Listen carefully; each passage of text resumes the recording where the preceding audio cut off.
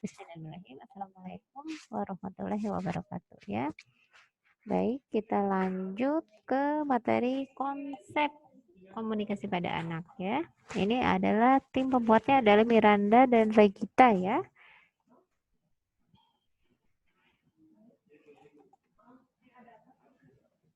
Nah, oke, baik, kita akan membahas apa sih komunikasi pada anak ya. Komunikasi pada anak sebenarnya teman-teman pun juga pernah kuliah atau materi perkuliahan tersendiri terkait komunikasi pada anak ini ya.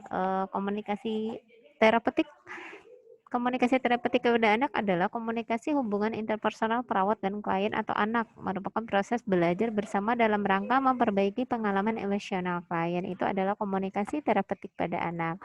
Terus teknik komunikasi pada anak, yang pertama adalah usia bayi 0 sampai 1 tahun. Komunikasi umumnya hanya dapat mereka hanya dapat berkomunikasi secara nonverbal, misalkan menangis ataupun mereka hanya bilang ya ya ya mama mah seperti itu ya. Ada yang sudah bisa bilang susu mama nenek, itu sudah bisa. Kalau misalkan dia di usia 10 bulan dan lain sebagainya itu udah bisa ya. Tapi kalau 0 bulan dan lain sebagainya mereka hanya bisa menangis dan lain sebagainya. Itu adalah teknik komunikasi ya. Nah, pada saat anak itu menangis, berarti kita harus sudah tahu nih kodenya apa. Apakah dia haus, lapar, atau dia bebek atau BAK gitu. Ataukah memang kepanasan atau kedinginan itu adalah kode dari bayi tersebut ya.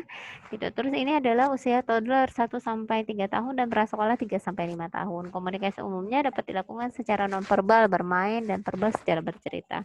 Mereka sudah mampu menyampaikan ya, apakah mereka mau A, B, C, dan D gitu. Jadi mereka sudah sangat jelas sekali dalam berkomunikasi gitu. Nah, tetapi harus dengan melakukan terapi bermain ya. Kita berkomunikasi nonverbalnya dengan bermain. Mereka sudah bisa diajak loncat-lompat dan lain sebagainya ya. Terus untuk anak usia 5 sampai 12 tahun adalah komunikasi umumnya dapat dilakukan dengan cara nonverbal menulis dan verbal bercerita. Mereka sudah bisa bercerita ya. Karena ini sudah masuk usia sekolah ya. Terus ini adalah prinsip-prinsip komunikasi pada anak. Yang pertama, perawat dapat menjalankan hubungan baik dengan keluarga dan anak. Kembali lagi ke konsep family center care ya. Terus perawat dapat memberikan perhatian kepada anak. Perawat dapat menggunakan bahasa yang dapat dimengerti oleh anak ya. Gitu. Yang disukai anak bukan berarti misalkan gini, kita komunikasi kepada anak, dia bilangnya kalau misalkan susu kita bilang susu walaupun dia menyampaikan susu itu cucu gitu ya.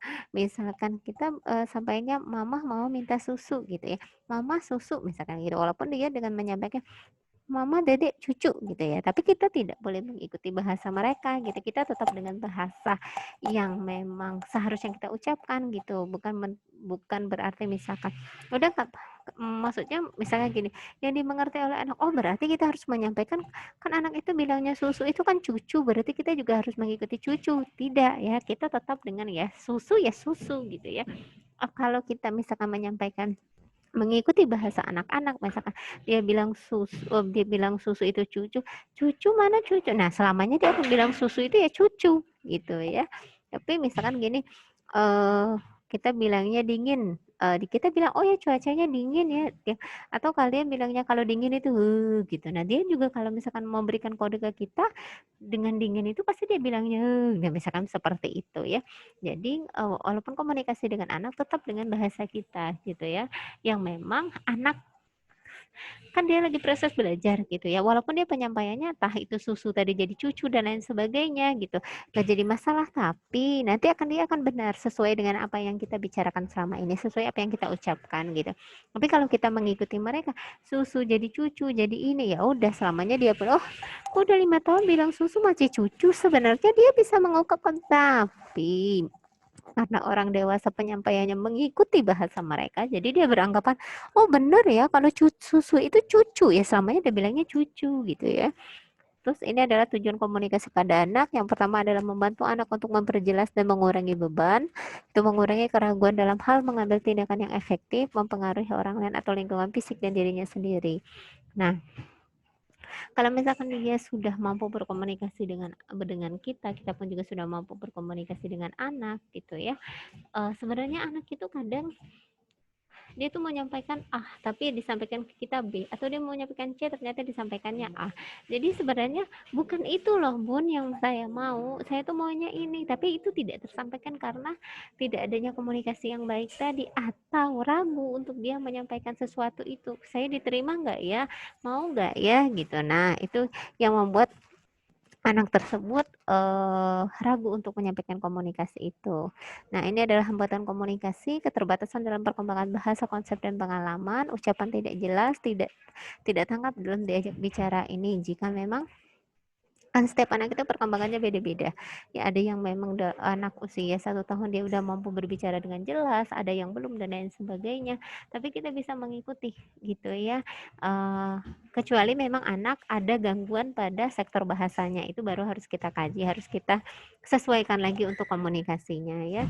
Ini adalah faktor-faktor yang mempengaruhi komunikasi pada anak. Yang pertama itu adalah pendidikan, pengetahuan, sikap, usia tumbuh kembang, status kesehatan anak dan lingkungan. Pendidikan ya, pendidikan itu anak yang memang sebelum sekolah, anak yang memang belum sekolah, anak yang memang prasekolah, sekolah, dan memang dia sudah antara prasekolah dan sekolah itu akan berbeda kita cara komunikasi kepada anak tersebut. Pengetahuan, nah anak yang memang ada yang tahu dan tidak tahu, ada yang memang dia tahunya hanya sebatas ini dan sebatas A dan B gitu ya, itu juga akan mempengaruhi komunikasi pada anak. Misalkan anaknya belum mengetahui, oh ternyata eh, ada loh chef gitu, misalkan anak yang dia mengetahui tentang, oh saya mau cita-cita saya mau jadi chef misalkan gitu, oh ternyata anak yang satu chef itu apa ya gitu. Nah ternyata oh belum mendapatkan informasi ini baik dari lingkungan ataupun dari orang tuanya tersebut. Nah sikap anak yang memang welcome dan mau dan mudah untuk bersosialisasi itu lebih mudah untuk komunikasinya dibanding anak yang memang sektor sosialnya dia lemah gitu ya.